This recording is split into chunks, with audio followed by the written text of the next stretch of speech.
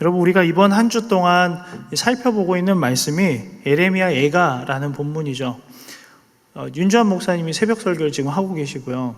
지난주에 이제 남득현 목사님이 예레미야 애가를 포문을 여셨는데, 우리 오늘 저녁 설교를 제가 하는데 3명의 공통의 반응은 머리를 쥐어 싸고 있습니다. 이게 어떻게 해야 되나? 그러니까 애가라는 게 어떤 건지 아시죠? 눈물의 시, 눈물의 노래라는 건데 저희가 눈물을 흘리며 쥐어짜고 있습니다. 사실 이게 5장밖에 되지 않아요. 우리가 잘 아는 것처럼 저자는 에레미야이고요. 이게 역사적으로 기원전 586년에 예루살렘과 남유다에 멸망하던 시기를 담고 있는데, 우리가 익숙하게 들어서 잘 아시는 것처럼 바벨론으로부터 이 예루살렘이 함락당하고 꽤 오랜 시간 포위를 당해 있었죠. 약 18개월 정도, 2년여 가까운 시간 동안 이 바벨론으로부터 포위당했던 예루살렘이 결국은 성벽이 다 무너지고 성전도 무너지고 남은 자들, 또 포로로 끌려가는 자들 너나 할 것 없이 참 비참한 최후를 맞이합니다. 많은 사람들이 이 상황을 지켜보면서 특별히 유대인들에게 있어서 성전이 무너졌다라는 것, 그리고 성전을 지키고 보호하는 성벽이 무너졌다라는 것은 정말 정치적으로도 신앙적으로도 큰 충격에 빠지게 됩니다. 그러니까 하나님의 임재를 상징했던 이 성전이 바벨론이라는 거대한 제국 앞에 어쩌면 그들의 눈에는 하나님보다 커 보이는 그 제국이 이 성전을 정말 파괴하고 박살내버리는 이 모습을 통해서 하나님과 그들 사이에 맺어져 있던 이 언약이 깨어진 것은 아닌가? 하나님은 과연 살아계신가? 그러면서 더 이상 이 나라를, 자기들의 백성을 보호하지 않는 하나님에 대해서 굉장히 많은 실망, 그리고 좌절과 공포감을 불러왔습니다. 그러면서 이런 상황을 예레미야는 예가라는 기록을 통하여서 이스라엘을 향해서 하나님께서 자신에게 주시는 심판의 메시지와 함께 동시에 회복의 메시지를 전하고 있는데요. 참 어려운 내용입니다. 우리가 함께 살펴볼 3장 55절부터 66절을 포함한 이 3장은 사실 이제 1장부터 5장까지 예레미야 예가의 중심, 허리 역할을 하면서 짧은 5장까지밖에 기록이 안 되어 있지만 굉장히 긴 본문을 3장은 가지고 있습니다. 무려 1절부터 66절까지 가지고 있는데요. 앞서 살펴본 1절부터 25절 개인의 탄식으로 3장이 시작이 되고요. 26절부터 41절은 탄식의 확장에 대해서, 그리고 42절부터 51절은 공동체에 대한 탄식과 함께, 그리고 오늘 본문은 개인의 찬양시 형식에 이어지면서 결론이 내려지는 본문입니다. 이 3장 같은 경우는 바라볼 때 좀 특이하게 이렇게 바라볼 수 있는 게, 그게 뭐냐면 첫 번째, 히브리어 알파벳 알렙부터 타브까지 22개의 앞글자를 따서 1절부터 66절을 3절씩 22개로 구분 지을 수 있습니다. 첫 글자만 땄는데 굉장히 특이하게 히브리 알파벳 22개가 나열되어 있는 방식을 취하고 있기도 합니다. 또는 이제 이 에레미야가 기록하고 있는 화자의 관점, 1인칭이냐 복수냐 단수냐, 그러니까 어떤 관점에서 지금 이 시를 풀어가고 있는지를 통해 볼 수도 있고요. 그러면서 우리는 이제 55절부터 66절은 이런 맥락 안에서 하나님께 도움을 구하는 간절한 기도와 함께 정의롭고 공의로우신 하나님께서 심판해 주시고 그들을 건져 주시기를 간구하는 내용이 나옵니다. 그래서 오늘 본문을 네 부분으로 간단하게 쪼개어서 잠깐 주의하며 살펴보고요. 그러면서 제가 여러분들한테 이 말씀을 우리 앞에 마주하고 말씀에 내 삶을 비춰보면서 어떻게 적용하고 우리 삶을 어떻게 고민해야 될지 이 부분을 좀 권면드리고자 합니다. 먼저 55절부터 57절 말씀을 보시면, 여호와여, 내가 심히 깊은 구덩이에서 주의 이름을 불렀나이다. 주께서 이미 나의 음성을 들으셨사오니 이제 나의 탄식과 부르짖음에 주의 길을 가리지 마옵소서. 내가 주께 아랫날에 주께서 내게 가까이 하여 이르시되 두려워하지 말라 하셨나이다. 55절부터 57절을 보시면 심히 깊은 구덩이에서 주의 이름을 부르고 이미 나의 음성을 들으셨고 두려워하지 말라라는 응답을 받았다라고 이 세 절이 구성이 되어져 있는데요. 사실은 시인이 응답을 받은 것은 아닙니다. 그렇게 믿고 있는 자신의 이 믿음을 고백하고 있는 것인데, 어찌됐건 심히 깊은 구덩이에서 더 이상 자기가 빠져나올 힘이 없고 이런 상태 안에서 하나님께 건져내어 주기를 간구하고 있습니다. 제가 말씀드린 대로 또 시인이 기록한 대로 두려워하지 말라라고 하셨다라는 것을 본인이 믿고 있지만 사실 시인의 상황은 바뀌지 않아요. 무너진 성전과 성벽이 회복되거나 포로로 끌려간 자들이 바로 돌아오거나 하나님의 심판이 바벨론을 짓누르는 그런 일들이 곧바로 펼쳐지지는 않습니다. 그럼에도 그가 기도하는 것은 뭐냐면 두려워하지 말라는 응답을 이전에 이미 받았기 때문에 그 응답을 소유한 채로 하나님을 신뢰하며 그 구덩이 안에서 자기가 할 수 있는 것은 허우적대는 게 아니라 그 구덩이 밖에 계신 하나님을 바라보는 믿음을 작동시키기 시작합니다. 이어서 58절부터 60절 말씀을 보시면 주여 주께서 내 심령의 원통함을 풀어주셨고 내 생명을 속량하셨다라고 고백하고요. 여호와여 나의 억울함을 보셨사오니 나를 위하여 원통함을 풀어주옵소서. 그들이 내게 보복하며 나를 모해함을 주께서 다 보셨나이다 라고 기록하고 있습니다. 이 부분은 법정에서 재판을 하는 배경이 등장을 하는데 하나님을 억울함을 풀어주는 정의롭고 공의로운 재판관으로 지금 묘사하고 있습니다. 사실 35절부터 36절에 등장하는 재판의 사건과 연결이 되는 본문인데요. 이 본문을 어떻게 보셔야 되냐면 불의가 판치는 현실에 대해서 공의롭고 정의롭고 완전하신 하나님만이 심판하실 수 있고 궁극적으로 이 시인의 억울함을 해결해 주실 수 있는 분은 하나님 한 분밖에 없다라는 것을 우리가 해석해서 볼 수 있습니다. 특히 이제 58절에 여러분 종이 성경, 그러니까 성경 개인 성경을 가지고 계시면 속량에 동그라미 치시면 좋습니다. 이 속량이 어떤 뜻이 담겨 있냐면 우리가 잘 아는 것처럼 롯과 나오미를 위해서 보아스가 기업을 물으는 일을 해주죠. 그러니까 이 속량은 기업을 물은 의미를 담고 있습니다. 그러니까 무슨 말이냐면 자신의 이 억울함을 대신 기업을 물르는 행위와 같이 풀어줄 자는 하나님밖에 없다. 하나님이 그 일을 해주셔야 됩니다 라는 고백을 담고 있고요. 원통함을 풀어주십시오 라는 고백은 이게 원어를 다시 살펴보면 정의를 행하여 주십시오 라는 뜻입니다. 그러니까 하나님께서 지금 시인이 처한 상황에 대해서 하나님만이 값을 치르시고 하나님만이 이 원통함을 해결해 주실 수 있습니다. 상황이 바뀌지 않는 건 압니다.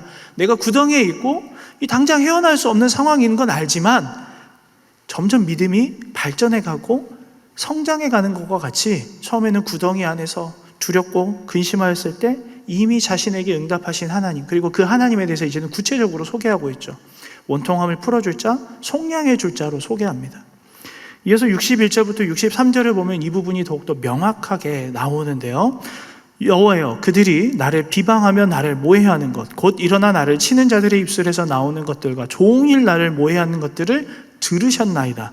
그들이 앉으나서나 나를 조롱하여 노래하는 것을 주목하여 보옵소서라고 나와 있는데 사실 60절 앞부분의 내용과 61절부터 63절의 내용이 유사합니다. 그런데 조금 달라요. 이제 비방하고 모해하고 일어나 치고 종일 자신을 모해하는 것을 이야기하면서 약간은 좀 한탄을 하는 것처럼 보입니다. 이전보다 강하게. 그런데 61절부터 63절은 앞부분과 어떤 차이가 있냐면 더 이상 시인이 좌절하고 낭망하지 않고 있습니다. 전체적인 것을 그냥 전체적인 부분을 봤을 때는 61절부터 63절이 한탄하거나 시리에 빠져 있는 것처럼, 그러니까 자신을 모략하고 비방하는 자로 인해서 한탄하는 것처럼 우리가 해석을 할 수 있으나 사실은 그런 표현은 없어요. 이 부분을 자신의 어떤 감정에 대해서 이야기하거나 상태에 대해서 이야기하는 게 아니라 하나님이 그것을 들으셨고 하나님이 그것을 주목해 보십시오라고 한 걸음 뒤로 물러서서 시인이 기록하고 고백하고 있어요. 이전에 구덩이에서 자신을 속량하고 자신에게 정의를 행할 자가 하나님이시고 하나님 이제는 저 모습을 보십시오. 하나님 저 모습을 들으십시오 라고 하나님께 고발하면서 정말 적극적으로 하나님 앞에 믿음을 드리는 한 걸음을 내딛는 모습을 우리가 볼 수 있습니다. 시인은 불의가 판치고 공의와 정의가 사라진 상황에서 여전히 하나님은 하나님의 일을 행하시고 살아계시는 것을 믿었기 때문에 이렇게 고백하는 겁니다. 모든 것을 듣고 보고 계심을 믿고 있는 것입니다.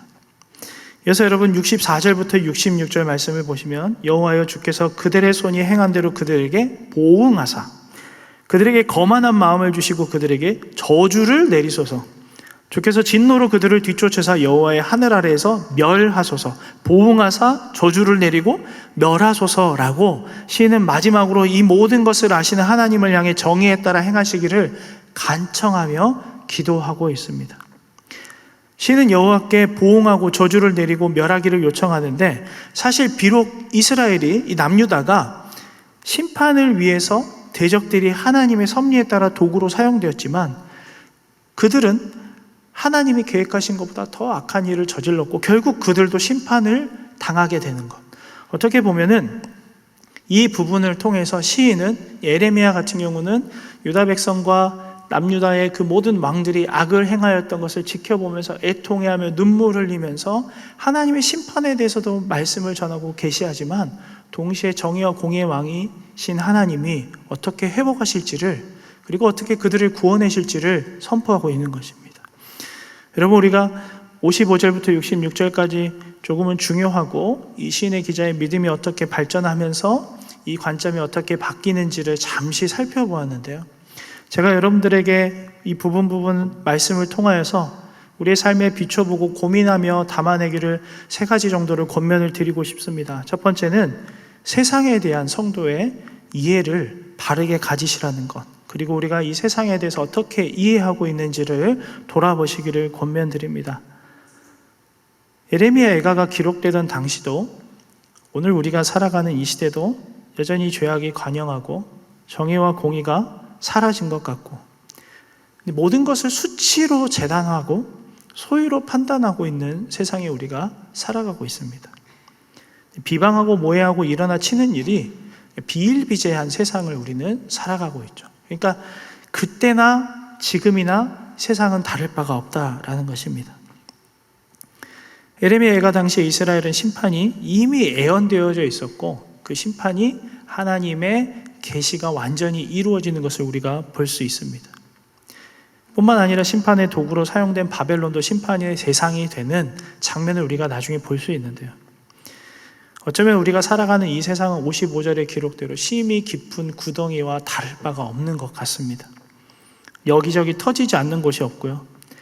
온전한 곳을 찾아보기가 참 어려운 것 같습니다. 여러분, 어느 나라나 어느 문화나 어떤 곳이나 다 비슷한 것 같지만 저희 나라, 우리나라를 보면 어떻습니까, 여러분? 남과 북으로 나누어져 있죠. 동의하십니까, 여러분? 네. 남과 북으로 나눠져 있어요. 그리고 요즘은 좀 덜한 것 같은데 동과 서로도 나뉘어져 있어요. 그렇죠? 저는 광주 사람입니다. 광주 사람인데 남서울교회 오기 전에 부산에서 한 3년 정도 사역을 했어요. 광주 사람이 부산에 가서 사역을 하다가 갑자기 제가 또 서울로 오게 됐습니다. 와서 서울 와서 무슨 사역을 또 하고 있냐면 시니어 교구 사역도 하고 있는데 북사부, 그러니까 북향민 사역부를 또 하고 있어요. 광주 사람이 부산 사역을 하다가 서울로 와서 북향민들하고 사역을 하는데, 제가 북향민 사역부 첫 예배 드리고 나서 밤에 하나님한테 뭐라고 기도를 해드리면, 하나님 다음은 평양인가요? 라고 말도 안 되는 기도를 했는데, 네. 여러분, 남과 북으로 동과 서로 나눠져 있어요. 이거는 표면적으로 드러나는 거죠. 그런데 또 어디가 나눠져 있습니까? 여와 야, 진보와 보수, 정치, 여러 가지 철학, 사상, 안 나눠져 있는 게 없어요. 그리고 또 무엇이 나눠져 있죠? 부부와 부부 사이가 나눠져 있습니다. 이 시대를 부부가 건강하게 사랑하는 아내와 남편과의 관계를 지켜가며 살아가는 게 이제 점점 희미해져 가고 있어요. 어느 순간부터 우리가 통계 안에 잘 제대로 보지도 않고 그러려니 하고 보는 게 이혼율이에요. 자살률도 마찬가지고요. 너무나도 많이 터져 있고 아파하고 나누어져 있어요. 부부 사이뿐만 아니라 부모와 자녀 사이도 마찬가지입니다. 여러분, 스승과 제자 사이도 나누어져 있죠. 선생님에 대한 존중도 사라졌고, 이 아이들이 뭘 배워야 될지도 모르겠고, 공교육이 무너져 있고, 여러 가지 우리가 마주하고 살아가는 모든 세상이 사실은 그냥 인정하고 싶지 않지만 다 터져 있고 나누어져 있고 박살나 있어요. 여러분, 우리는 그 세상을 살아가고 있어요. 그런데 문제는 뭐냐면, 여전히 세상은 우리에게 뭐라고 말하냐면 모함과 비방과 종일 모해하고 그런 불법과 불의를 저질러도 높은 곳에 올라가고 더 소유하면 괜찮아, 그때 가서 해결하면 돼 라고 이야기를 하고, 혹여나 우리도 그렇게 자녀들에게 가르치고 있진 않은지, 여러분, 세상이 말하는 것에 대해서 자꾸 우리가 맞춰갈 수밖에 없을 수 있습니다. 우리도 세상을 살아가니까요. 그런데 문제는 하나님은 남유다도 바벨론도 심판하셨던 것처럼 여전히 이 세상에 대해서도 마지막 심판을 준비하고 계신다라는 거예요. 그래서 여러분, 화무 11홍이라는 이야기가 있죠. 잘 아시죠? 화무 11홍이라는 이야기. 아무리 세상이 막강한 권력과 힘을 가지고 있고 많은 재물과 인력을 가지고 있고 뛰어난 것 같고 앞서가는 것 같아도 하나님의 입김 한 번이면 모든 것이 다 사라집니다. 제가 84년생인데 비만 오면 오른쪽 무릎이 아픕니다. 왜 그러냐면 이제 한 5년 전에 이제 노회에서 축구대회를 하다가 십자인대가 끊어져가지고 재건 수술을 하고 연골판도 찢어져가지고 제가 시니어 교구 성도님들 사역하는데 우리 권사님 집사님들 무릎 아픈 게 너무 공감이 돼요. 너무 공감이 돼요. 그러니까 엊그제 많이 아팠어요, 사실.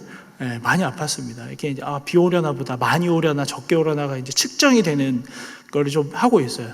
근데 제가 그때 무릎 수술을 할 때 많은 병원에 갔는데 대부분 수술을 해야 되는데 몇몇 의사분들은 조금 고민해봐라 이야기 하시는 거예요. 왜 그러냐면은 내년, 내후년에 이 의학이 어떻게 발달이 돼서 어떻게 좋아질지 모른다. 굳이 칼 안 대면 좋겠다라고 했는데 이제 수술을 했습니다.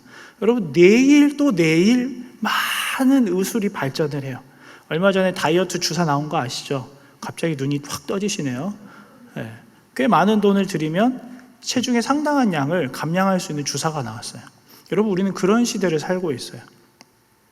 그 안에서 우리가 세상을 바라봄에 있어서 두 번째 권면드리는 것은 하나님에 대한 이해와 우리의 믿음을 잘 점검해 보시고 두드려 보시기를 권면드립니다.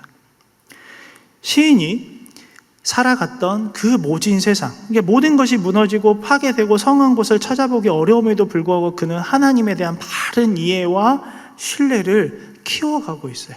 구덩이에 빠져 있으나 그를 건지실 것이고 그를 비방하고 모략하는 자들이 있으나 하나님의 심판을 기다리고 하나님이 건지실 것을 기다리고 있습니다. 그가 고백하듯이 하나님은 어떤 분이시죠? 정의롭고 공의로우시고 역사의 주관자이십니다.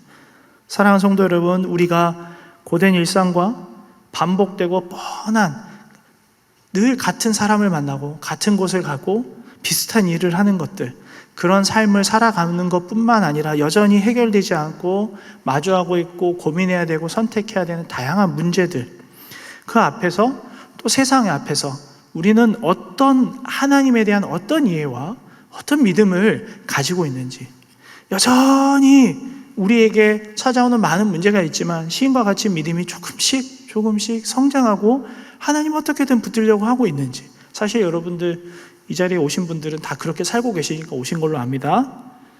네, 저만 그런 것 같아요. 네. 시인은 자신을 향한 비방과 공격에서 자신이 마주하는 정말 사랑했던 남유다와 그 땅이 무너지고 파괴되는 모습을 바라보면서도 하나님의 음성을 듣기 위해 귀고이롭고요.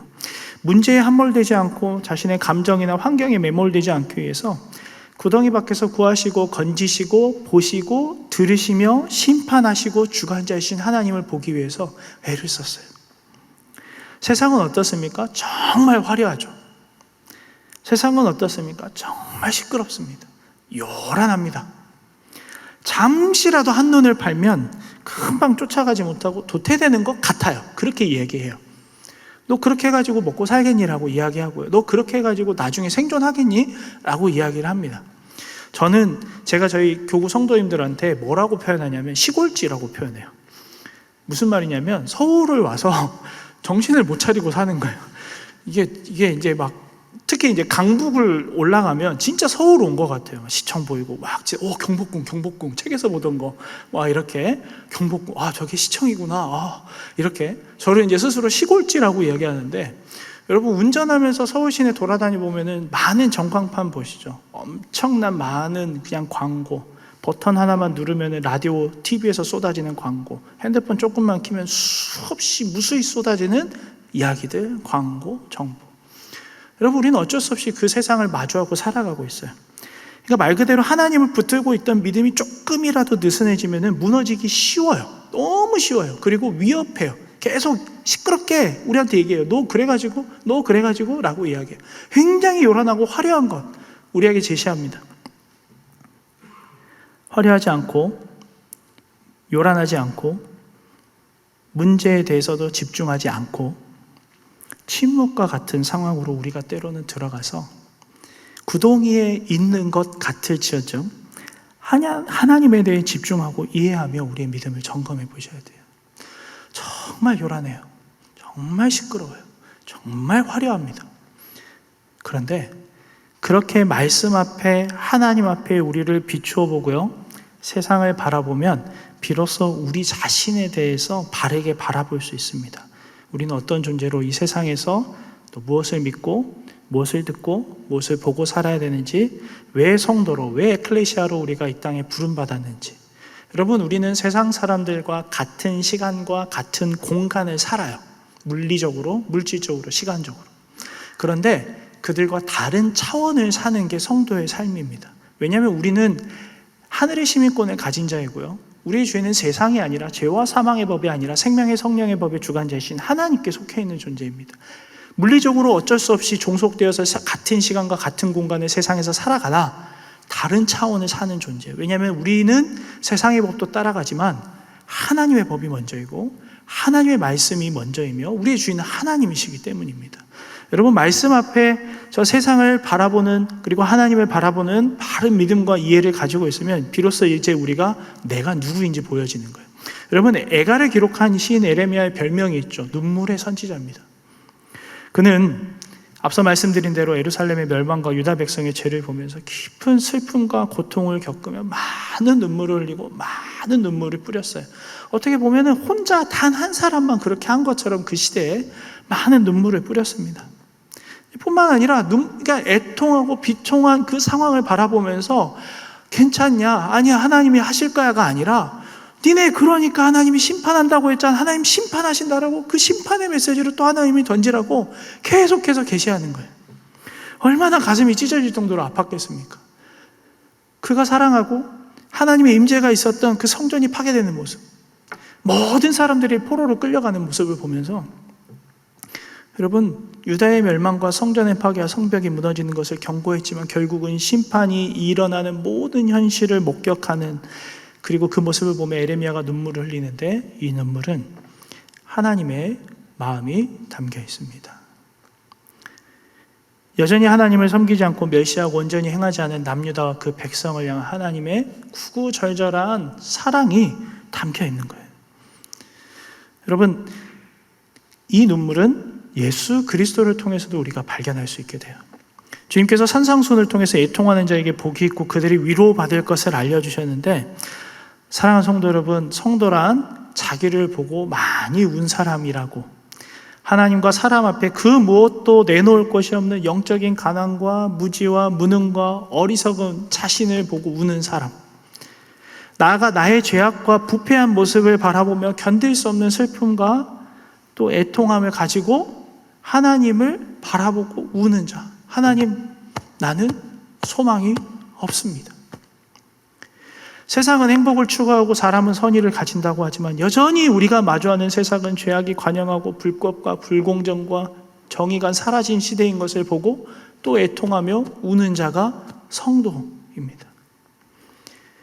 그 비참함이 우리 안에 있는 불의와 악을 반영하고 있다는 사실, 나도 저들과 다를 바가 없다는 사실 때문에 더 애통하며 눈물을 흘리는 게 성도입니다. 성도는 죄가 만들어오는 비참과 공경으로 인한 눈물과 탄식이 무엇인지를 아는 사람이에요. 모두가 불법을 애써 눈 감고 불의를 모른 척하고 자신의 행복만을 추구할 때 성도는 이걸 놓고 애통하며 가슴을 찢고 탄식하며 눈물을 흘리는 자가 성도예요. 어디서 많이 들어보셨죠? 화정부 목사님이 산상수훈에 나옵니다. 제가 정말 좋아하는 화 목사님 그 산상수훈 책을 제가 뭐라고 표현하냐면 묵힌 된장이라고 표현을 해요. 제가 이 성도님들한테 다시 소개해 드릴 때 여러분들은 좋겠습니다. 그걸 귀로 들으셔서 저는 책으로 보는데 한 번씩 꺼내놓고 묵힌 된장 마냥 한 번씩 꺼내서 다시 보고 다시 보고 다시 보거든요. 제가 계속 보는데, 여러분, 성도는 우는 자예요. 나에게 소망 없음을 알고 울고 세상에 소망 없음을 알고 울며 구덩이에 빠져서 허적거리면서 하나님을 향해 우는 자가 여러분 성도예요. 세상은 심판을 향해서 폭주기관차처럼 달려가고 있죠.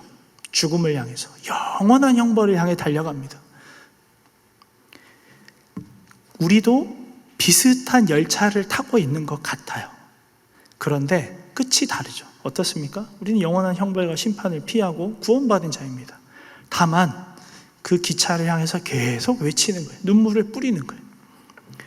별반 다를 바 없는 우리의 정말 연약하고 죽어야 될 우리를 위해 십자가에서 죽으시고 부활하셔서 심히 깊은 구덩이에서 우리를 건지셔서 주의 백성, 주의 성도 삼아주신 주님의 그 은혜로 말미암아 사랑 없는 자가 사랑이 생기고 은혜 없는 자에게 은혜가 심겨지고 세상을 보는 눈이 열리고 하나님에 대한 바른 이해가 열리면서 삶에 찾아오는 다양한 문제와 고난에 대해서 해석하기 시작하고 내가 어떤 존재로 부름받았고 나를 부르기 위해서 하나님이 어떤 가치를, 어떤 수고를, 어떤 일을 했는지 그 일이 얼마나 기가 막히고 신비롭고 신명확측한 일인지 깨달으면서 나 자신에 대한 이해와 변화된 부르심에 대한 이해가 열리기 시작합니다.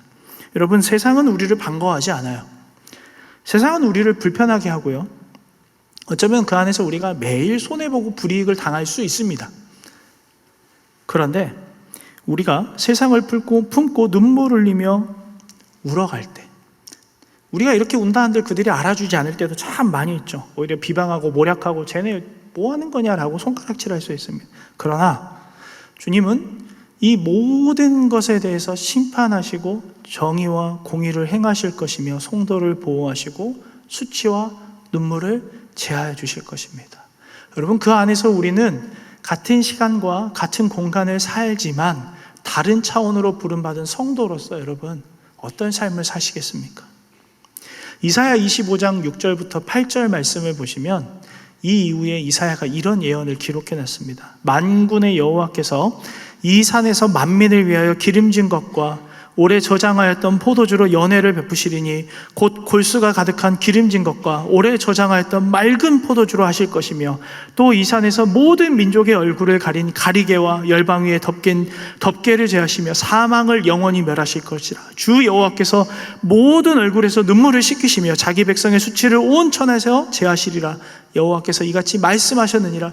이후에도 심판과 정말 고통스러운 시간을 겪었음에도 불구하고 계속해서 예수 그리스도를 향한 예표와 예수님께서 이 땅에 오셔서 이루신 일들로 말미암아 우리가 이제는 이 기록된 말씀을 통하여서 우리를 향해 하나님의 묻는 물음, 너희는 세상을 어떻게 보냐?